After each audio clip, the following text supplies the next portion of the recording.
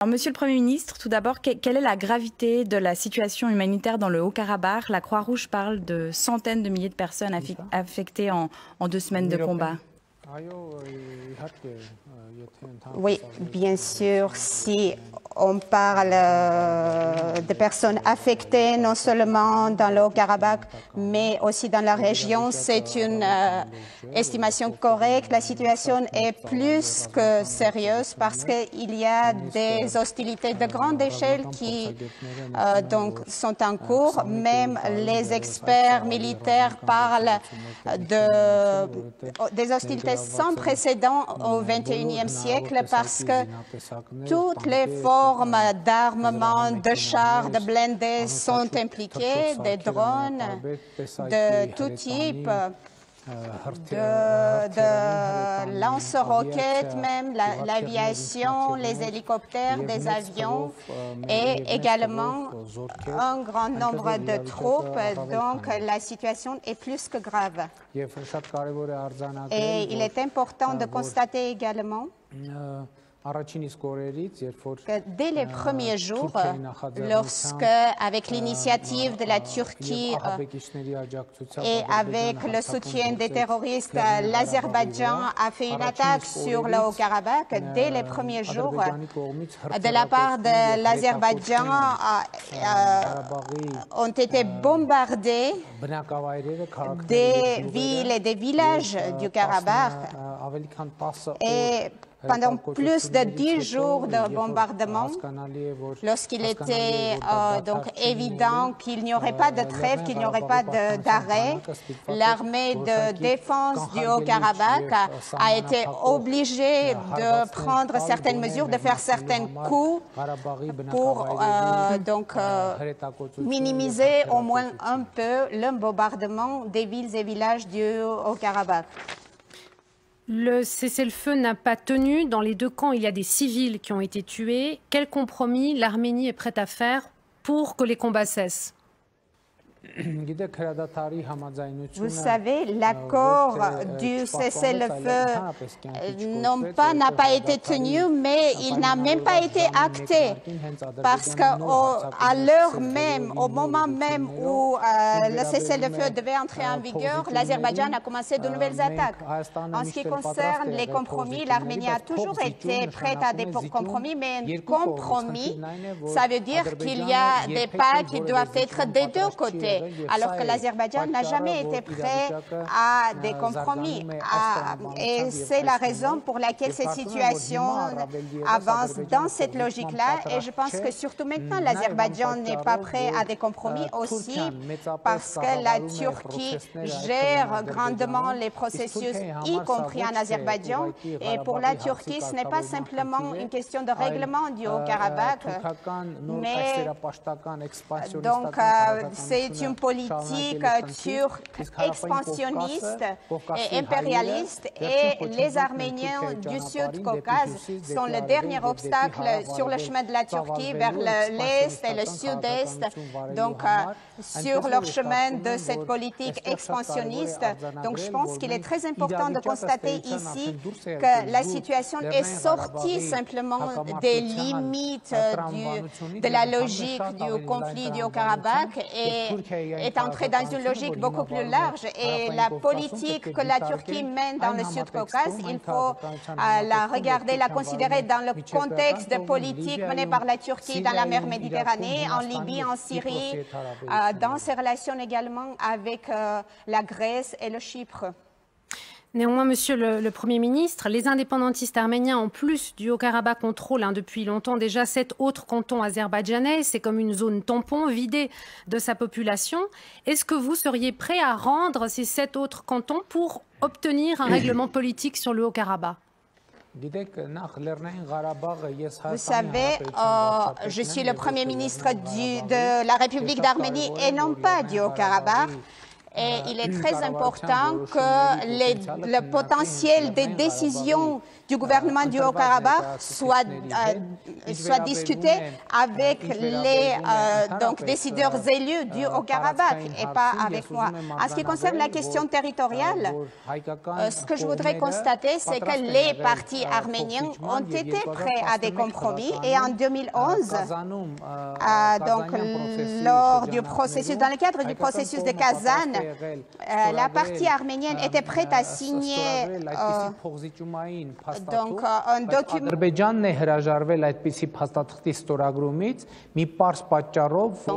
Ce document, pour une simple raison qu'il y avait une certaine procédure prévue par laquelle le Haut-Karabakh aurait pu réaliser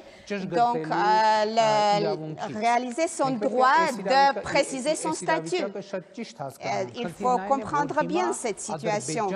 La question, c'est que l'Azerbaïdjan s'est mis devant soi un objectif avec l'aide des mercenaires et des terroristes transférés de Syrie de prendre sous son contrôle tout le Haut-Karabakh et de le libérer entièrement de la population arménienne. C'est la situation à laquelle on est confronté.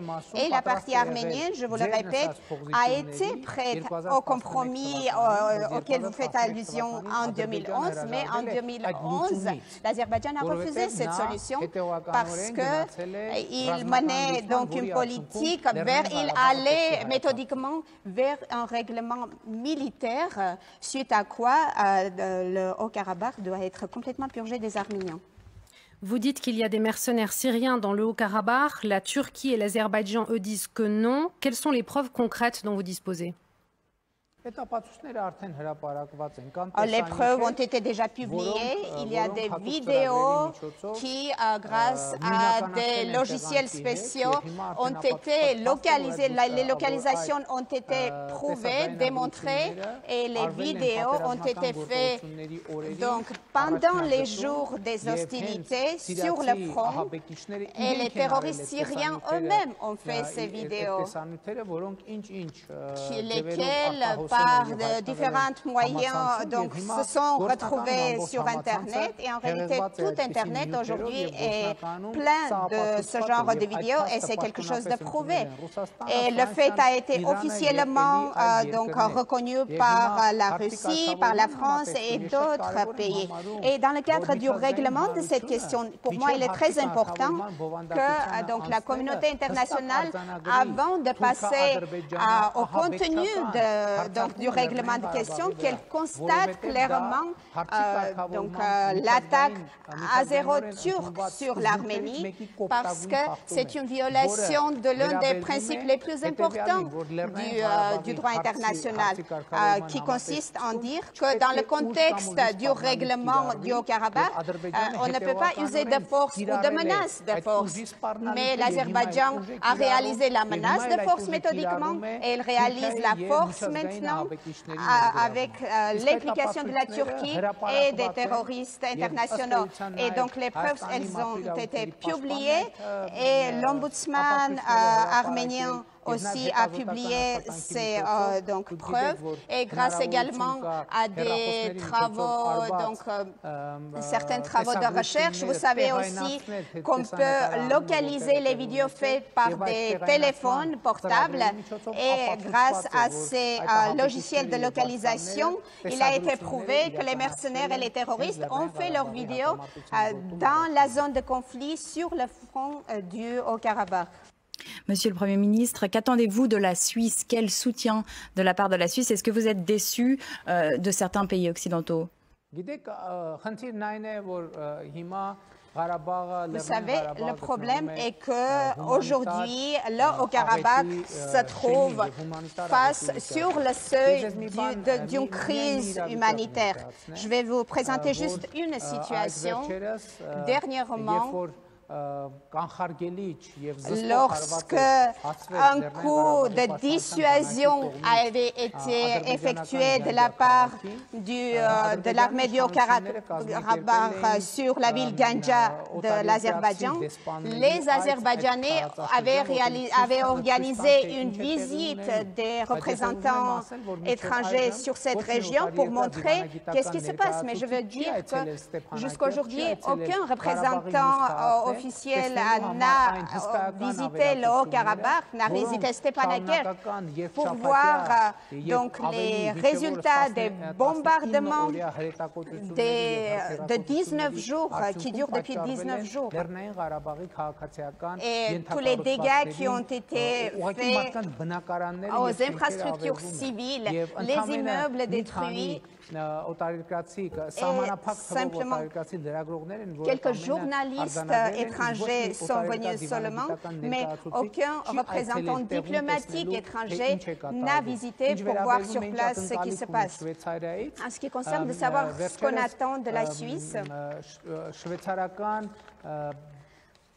dernièrement, le conseil municipal de Genève a pris une résolution très symbolique où ils ont constaté que l'idée sécession pour le salut, pour être sauvé, est quelque chose qui pourrait être donc appliqué dans le cas, c'est-à-dire lorsque dans certaines régions, certains peuples reçoivent l'indépendance tenant en compte la situation qu'ils ne peuvent simplement pas survivre sous le contrôle d'un État tiers. Et donc, ce que j'attends de la Suisse et des instances suisses, qu'ils constatent clairement que la Turquie donc, a trouvé des mercenaires en Syrie, les a transférés dans la zone de conflit du Haut-Karabakh. Il a transféré également certaines de ses armées, de ses troupes en Azerbaïdjan. Et l'Azerbaïdjan, ensemble avec les terroristes internationaux, a déclenché des actions militaires, des hostilités contre le Haut-Karabakh. Suite à ces hostilités, le peuple du Haut-Karabakh se trouve devant une crise existentielle, une menace existentielle, une crise humanitaire. Et c'est une situation que donc, la communauté internationale devrait prendre en compte, c'est-à-dire dans le cas contraire, le peuple du Haut-Karabakh sera victime d'un génocide. Et ce n'est pas, je pèse bien mes mots, aucun Arménien ne restera en Arménie si c'est l'Azerbaïdjan qui prend le contrôle, alors que pendant toute l'histoire du Haut-Karabakh, plus de 80% de ce territoire était peuplé d'Arméniens. Et aujourd'hui, ils sont sous la menace de perdre leur patrie, de perdre leur maison. Donc, mon attente de la communauté internationale, c'est clair. Donc, appliquer cette idée, ce principe de sécession pour être sauvé. Une dernière question, Monsieur le Premier ministre. Vous êtes lié à la Russie par un traité de sécurité collective. Est-ce qu'on a appris, Azerbaïdjan a dit avoir frappé pour la première fois le territoire arménien, un site de lancement de missiles. Quel doit être le rôle de la Russie? Est-ce que vous désireriez plus de soutien de la part de Moscou? Nous sommes en consultation permanente avec nos partenaires russes, y compris dans le cadre de ce traité de sécurité collective. Et il a déjà été des déclarations claires que si certaines situations se développent, la Russie et l'organisation du traité de sécurité collective vont réaliser leurs obligations envers l'Arménie.